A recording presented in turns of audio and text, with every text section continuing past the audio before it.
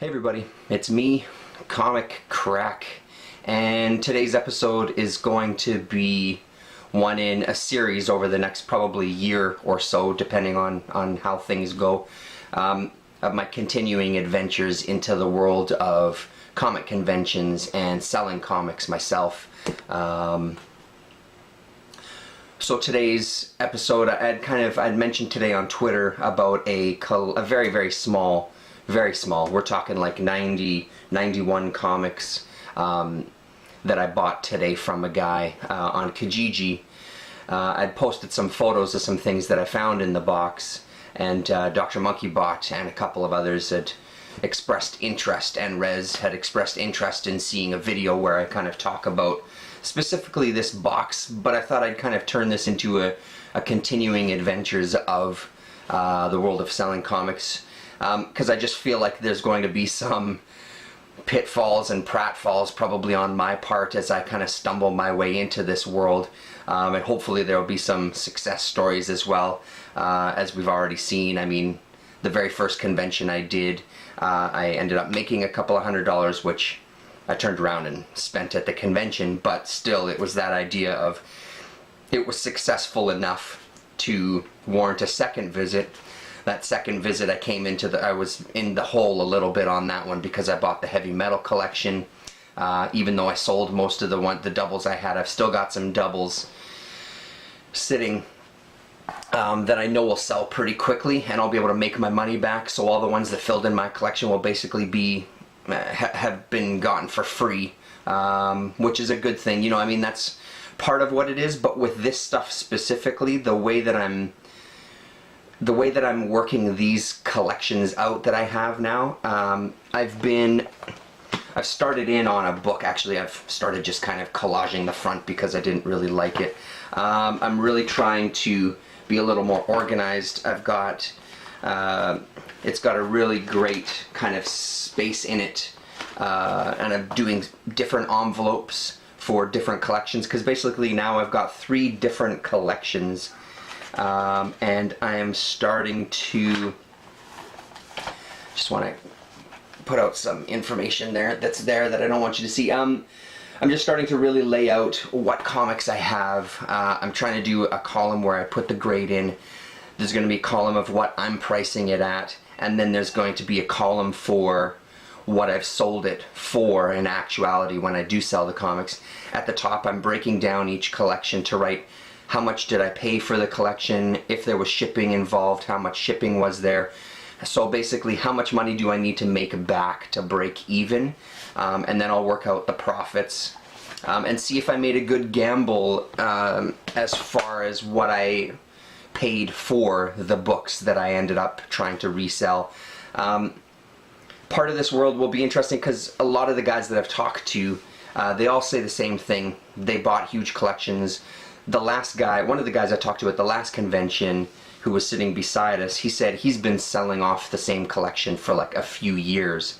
But the thing that I'm noticing about a lot of these guys is they're buying huge collections. They're not just buying like a couple of short boxes. They're buying like 5, 6, 7, 8 long boxes kind of thing. They're buying a substantial amount of books. So one of the first things, and I mean it's partially due to what kind of dropped into my lap, the first thing I've tried to do is focus on smaller amounts of books instead of really diving in to buy up an enormous collection and just have one collection to sift through and try to make the money back. The 2 that I actually spent money on were relatively small, and the third one, which I'll talk about first, was given to me. So what happened was, my brother's been living in China now for, I don't know, 11 years or something like that. 11, 12 years, I'm not sure. Something like that anyway. And when he left, he had a bunch of stuff that was stored at my parents' house. Some of the stuff, their basement flooded, some of his stuff got ruined. So the stuff that was left over, he pawned off on a couple of friends of his to hold on to for him till he could kind of make some sense out of it. He was going through a real transitionary period then as far as where he was going to live and things. I rescued a bunch of that stuff because of various circumstances with his friends. They just didn't have the space for it anymore. Had kids, that sort of thing. Their houses grew with people as opposed to just space. We bought this new house and I had some room, and I said, no problem, I'll take some of your things, including his comic collection. When he was back this time, I kind of had to not force him, we just sat down and we really had a look at stuff, because it's like some of this stuff you haven't even seen in like 10 years. So let's really look at it and see what you want, and maybe stuff that you do want you can take back with you to China. Stuff that you don't want, I can help you get rid of. One of those things was 2 long boxes of comics that he had. And basically he just said flat out, I don't know what to do with these, what do you suggest? And I said, what I suggest is, now that I've started doing these conventions, you let me sell off your collection for you, and I'll just take a percentage. And we discussed a percentage that both of us were happy with, and that's what we're going to do. So I now have 2 long boxes of his, and he's got a lot of Spider-Man, like a lot of Amazing Spider-Man, a lot of Peter Parker the Spectacular Spider-Man. He's got some Web of Spider-Man. He's also got, I started going through some of them, and I started looking into these first just because I know that there's a new series out now. I don't know what this comic goes for. I know what the ridiculous price guide has to say, and that's something I'm going to say right up front. I do look in the price guide to get a rough idea of what books sell for. Of course, what's written in here, I don't expect to turn around and go, well, it says in this that it costs this, so I'm going to sell it. I think I'm well versed enough in conventions that I know that that's a stupid thing to do. One of the series that he has is the original ROM Space Knight books, and he bought 3 copies of number 1 and 2 copies of number 3, I think. And I think out of the entire run he's only missing 1, and I was just curious about those because of the new series that's out. I thought maybe there would be a little more interest. It says a certain price in the price guide, which is ridiculous. And then when I was looking online, even on eBay, they're selling okay. Issue 1 is selling okay. It's not anything substantial, but I thought that would just be a good diving in point. So I think at the first convention, the thing with these conventions now, the ones that Wally's putting on,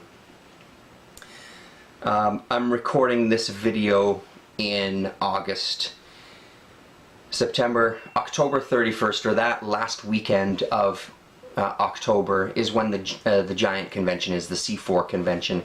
There's really no good time between now and the end of the year for Wally to put on one of these conventions. So I think he's waiting till next year, about February or something. I briefly saw him today, but I didn't have a chance to sit and talk with him. He was visiting with other people. But I think that what I've been hearing is that he's going to wait until February, which is great. It gives me a lot of time to kind of sit with these books and really go through them and really take care of them. I'm rebagging and boarding everything that I get, so it becomes presentable as opposed to something in some shitty bags. At least it looks like this is the 4-issue mini-series of Gargoyle that I put in a pack that I'll probably try to sell for $4 or something, but at least it gives me time to really look into the books in some depth and price them reasonably so they can move. So part of the beauty of some of this is, let's talk about the collections individually. The beauty with my brother's collection is this: he doesn't expect to make anything back. His investment has been the cover price of the books, because he was buying these books when they came out. He was never really into buying back issues. Not to say that he never did. The Amazing Spider-Man, he did buy some back issues. Everything else in his collection, he didn't go digging. He was never a guy that was getting Silver Age. He was getting the books that he was reading at the time, and then he would go back a little ways to get some of the storylines. With Amazing Spider-Man, actually it was Jaden and myself, or Mr. Tom and myself, who had filled in the back issues on that, with various convention halls that we got and things. So he doesn't really have a money commitment in it. I don't have a money commitment in it whatsoever, other than the books will eventually go. I'm not in a rush to get rid of them. I know that it's going to allow me some stock for a couple of shows. So what I'm probably going to do with his is break it up into chunks. at the first convention, I'll bring the ROM, I'll bring the Amazing Spider-Man, because I think Amazing Spider-Man is going to fly out of the boxes.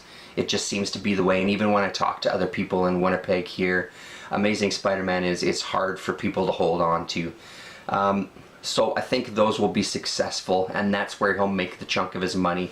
And he's got a bunch of other stuff that looks really cool too, but I'll probably start putting those out as conventions go.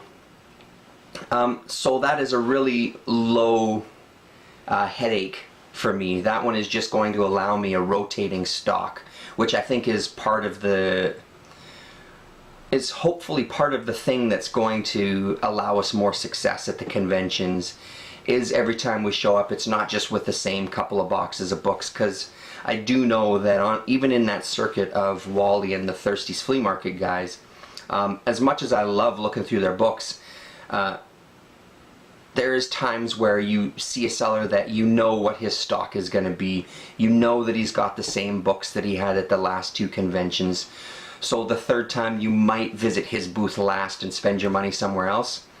I'm hoping that what this will allow is that people will come in and see that every time they see me at the convention, they see that I have different stuff. Obviously, I'm going to still have some of the same things. That's just the way that it goes. By no means do I think I'm going to sell out of even these new books, no matter how good I think they are. That's what I think. It's what everybody else thinks that matters, right? So part of it is going to be switching things up every single time, and I'm hoping that allows me some success. So low priority on that one. Our friend D. Blake Wirtz here in YouTube land contacted me about some comics he was trying to sell off, and he specifically contacted me because he wanted to try to work out a deal with me because he knew that I was getting into this. So, which was great, and I really appreciate it, and he's a super good dude, so it was an easy yes for me. And he had quite a lot of books again, and it was the situation where I didn't just want to buy them all up, even though he had some Amazing Spider-Man as well too. I passed them up only because I had all these Amazing Spider-Man sitting here already. I didn't want to get too carried away with that. I wanted to get a range in my collection of things that I was selling. I didn't want to just focus on one title. I wanted to also show that, yes, I've got some of these, yes, I've got some of those, but I also have these, you know, to show that there was a lot to pick through. Not too much to make it overwhelming, but at least a bunch of the main titles. I won't show you all of these, but one of the things that I got from him was his Uncanny X-Men convention, and I'm specifically throwing this section in here for you, Adam, because I know that unlike me, you are a big fan of the X-Men. So it wasn't a lot of books, but they were a good chunk, and I mean there's things like, I think this is the first Cable or something. So to me, they might not be very exciting, but I know to other people out there, these books are big time to some people, and that's something I'm also trying to keep in mind. Yes, for sure, when I buy collections, I'm focused more on things that I'm into. Of course, that's always going to be a thing, but I'm also trying to make sure that I keep in mind that I go outside of my comfort zone too, because just because I don't like it doesn't mean that other people aren't going to buy it, because at the end of the day, it's hopefully going to translate to money in my pocket, right? I mean, because ultimately the goal of these is to make money. To some degree, whether that money goes to buying comics or not doesn't matter. And that's something else that I'll touch on now, actually. The idea with my brother's collection is the percentage that I get will be great pocket money that I can turn around and buy comics with. The other two small collections that I have, my focus on those is I really want to follow those through from beginning to end and really save that money for the specific purpose of putting it back on my credit card so I can then turn around and hopefully buy more collections with that money to be able to sell. And plus I really want to kind of follow it through to the end to see how the process went the entire way. How much money did I actually make when I pardon me, when I sit with the numbers. Was it worth it? How long did it take me to sell off all the collection? Which is why I've broken it down the way that I did. Each individual collection has its own couple of pages. So I know once those are done, then I can really sit and look at it. I've put the dates on when I bought the collection, how many conventions. I'll keep notes on how many conventions I've had the same bunch of books. So those are really, the last two are really just for that purpose. The other thing that I bought from Blake are his Daredevil books, and that's partially, obviously, because I love Daredevil, but also it just seems like that's one of the books here in town that sells all the time. Daredevils, everybody carries Daredevils. Partially that worries me because everybody does, but partially it doesn't bother me too much because I also know that they sell.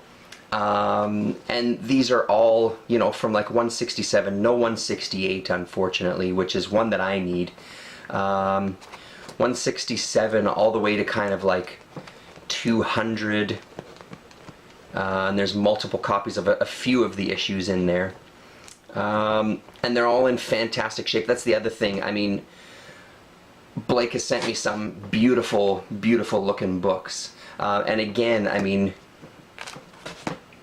yeah, it's just great. It's really, I feel like I've been lucky so far in the people that I bought books from have really taken care of them for the most part. I mean, obviously with this third collection that I'll talk about, there's some that are in rougher shape, but this third one was more a gamble. This third one was kind of outside the zone, kind of finding somebody online to buy books from.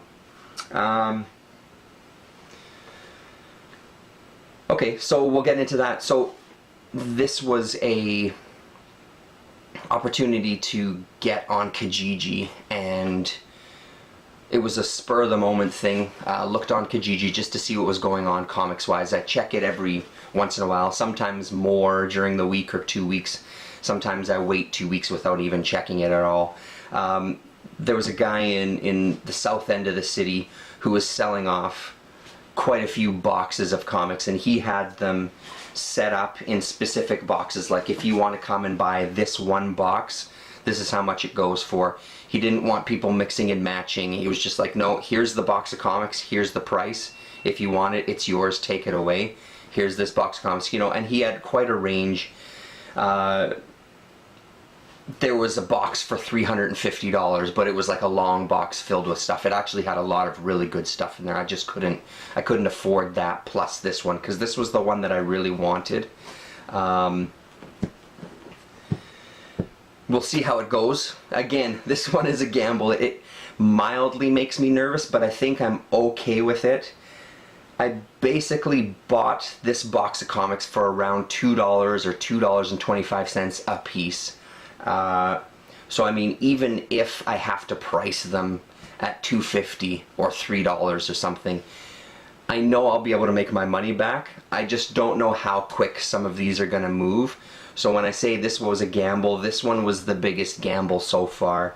I think I'll have success, but again, some of these books I've never looked for at conventions, so I don't know if Winnipeg is saturated with these books or not, you know. So, but the ones that are in here that I can sell, I think I'll do pretty well on them.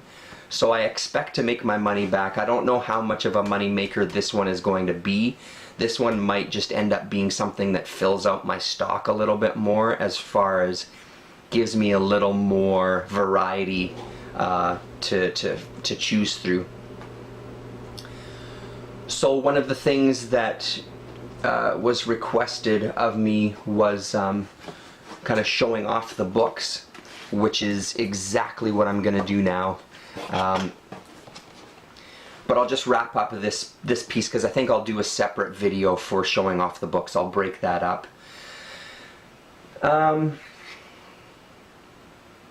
So yeah, like I said, about 90 or 91 books, roughly around $2, $2.25 a piece.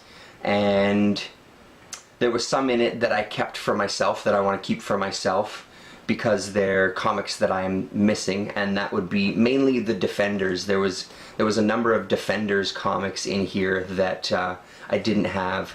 1, 2, 3, I think there was 7 in here that I didn't have.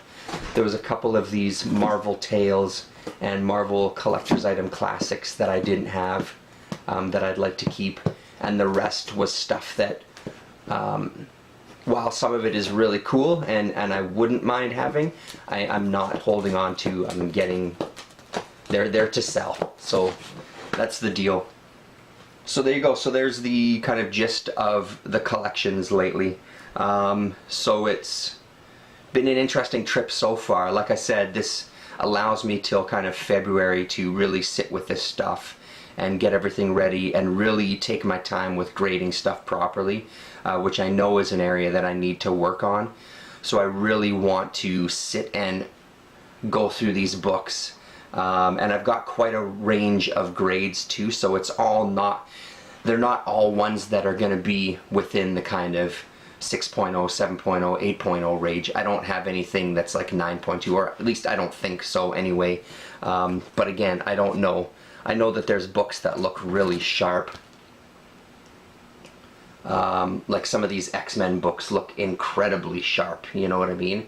So maybe you're seeing that, maybe you're not. They look really great. But we'll see what everything looks like when I start actually sitting down and being tough on myself and grading things. So there you go, enough ranting about that. Yeah, thanks very much for watching that. Tune in the next video and we will go through this stack of books and I'll show them off to you. Alright, talk to you.